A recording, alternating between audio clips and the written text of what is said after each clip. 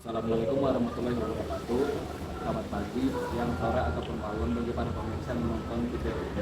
Perkenalkan, saya Ahmad Kredit Hermawan dengan NIM 25111121 dari Universitas Muhammadiyah dengan prodi yaitu Kedokteran Gigi. Dan perkenalkan, nama saya Mirza Subar Al-Firdaudi dengan NIM 25112121 sebagai mahasiswa dari Fakultas Kedokteran Gigi. Jadi pada hari ini kita akan membahas sebuah minuman yang sangat dekat dengan siswa, yaitu kopi. Topiknya yang sangat relevan ya. Eh, Kopi itu udah seperti bahan bakar wajib untuk mahasiswa kedokteran gigi ya. Karena dimana kita tuh sebagai mahasiswa kedokteran gigi seringkali begadang dan memerlukan dorongan dari kafein.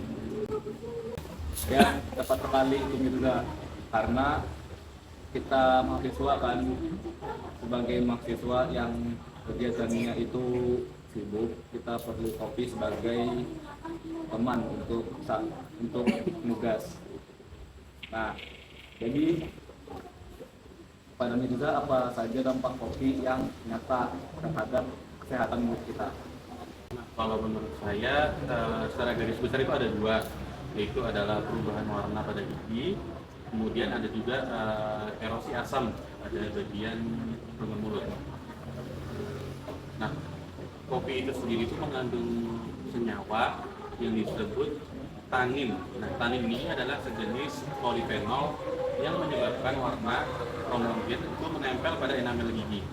Nah, karena enamel kita itu memiliki pori-pori mikroskopis, pigmen warna gelap dari kopi itu akan masuk dan menetap sehingga gigi itu terlihat menguning.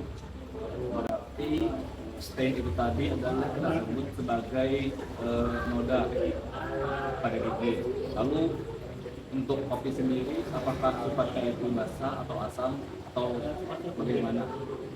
Nah, kalau kopi itu sendiri itu sifatnya asam, di mana skala pH dari kopi itu berkisar di antara 5 sampai 0. Sementara itu enamel gigi itu akan mulai mengalami demineralisasi atau larut pada pH yang kritis, yaitu pada 5 ke bawah.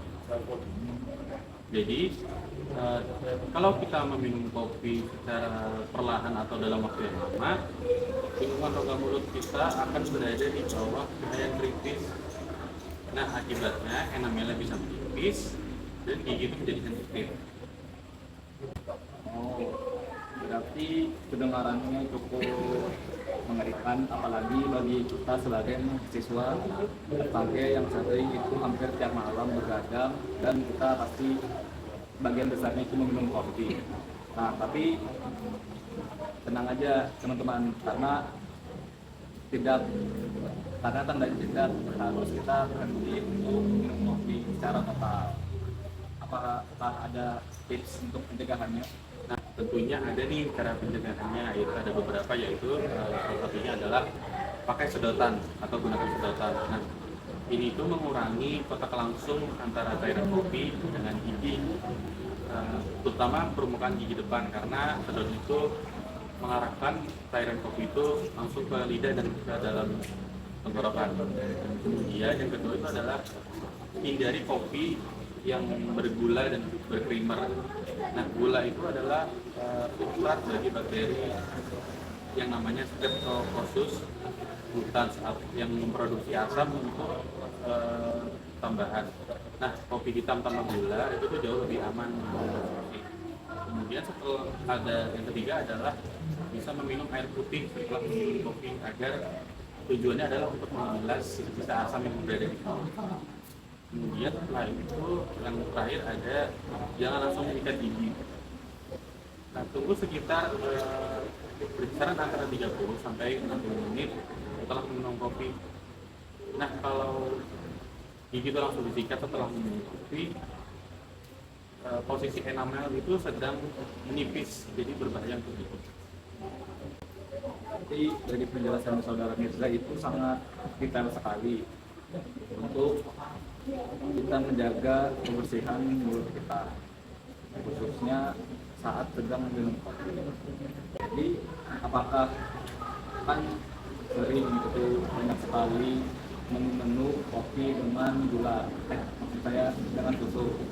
Nah, apakah itu berpengaruh terhadap efek dari kopi tersebut atau malah berparah?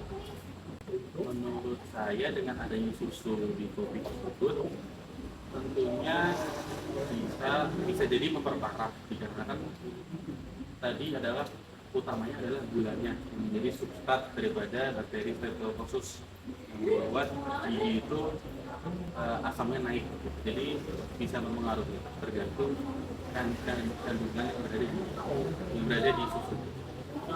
Nah, pemirsa, ngomong-ngomong soal gula di kopi, apakah kopi itu juga dapat menyebabkan karies nih? Apakah kopi tersebut berpengaruh pada produksi air liur kita? Nah, untuk dari sendiri itu apakah bisa memenuhi untuk membentuk karies? Tentunya bisa. Seperti yang saya sebutkan di awal tadi, bahwa karies itu terbentuk karena ada dorongan substrat dari gula. Kemudian untuk mulut terasa lebih kering tadi ya, itu tuh bisa disebut dengan nama istilah dalam kedokteran adalah sarkostomia ringan. Kalau kita terlalu banyak minum kopi dan kurang minum air, tentunya produksi saliva itu akan menurun. Tanpa saliva yang cukup, asam dari kopi itu akan bertahan lebih lama di dalam mulut, sehingga di permukaan gigi dan proses pembersihan alaminya itu tidak berjalan secara maksimal. Akhirnya nafas jadi tidak segar dan bibir lebih kering. Berarti itu adalah alasan kenapa kalau kita minum kopi itu terdapat bau mulut yang kurang sedap. Betul, jadi itu perpaduan daripada antara sisa protein dari susu kalau pakai susu, kemudian keasaman daripada kopi, dan juga kondisi mulut yang sedang kering pada saat meminumnya. Nah, bakteri anaerob sangat suka kondisi lingkungan seperti itu dan mulai memecah protein yang menghasilkan senyawa sulfur pada rumah. Baik, penjelasan yang sangat detail sekali yang kedua. Baik teman-teman, setelah penjelasan dari saudara Mirza tersebut yang sangat mendetail mengenai kopi dengan kesehatan pada rongga mulut, maka berakhir juga siniar pada malam hari ini. Saya Ahmad sebagai host pada siniar kali ini. Saya Mirza sebagai host kedua pada siniar kali ini. Kami tutup dengan mengucapkan salam. Assalamualaikum Warahmatullahi wabarakatuh.